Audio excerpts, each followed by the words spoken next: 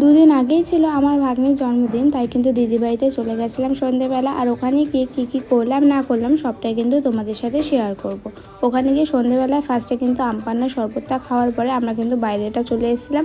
আর দেখতে পাচ্ছ জায়গাটা কি সুন্দরভাবে ডেকোরেট করে রেখেছে।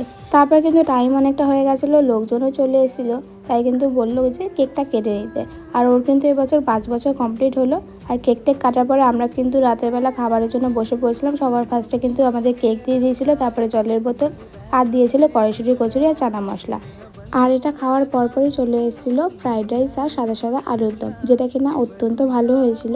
আর এটা খাওয়ার পরই চলে এসেছিলো আমার প্রিয় পনির। পনির আমার দারুণ লাগে খেতে, তোমাদের কার কার ভালো লাগে অবশ্যই জানিও। আর সবার শেষে ছিল এখানে চাটনি, পাঁপড় আর হচ্ছে জন্মদিনের স্পেশাল পায়েস। আর সবার শেষে ছিল আইসক্রিম আর হজমোলা। আর এটা খেয়ে কিন্তু আমি আরাধ্যার সাথে দেখা করে বাড়ি চলে আসি। আর আজকের ভিডিওটা এতটাই, আবার দেখা হবে অন্য কোনো ব্লগে।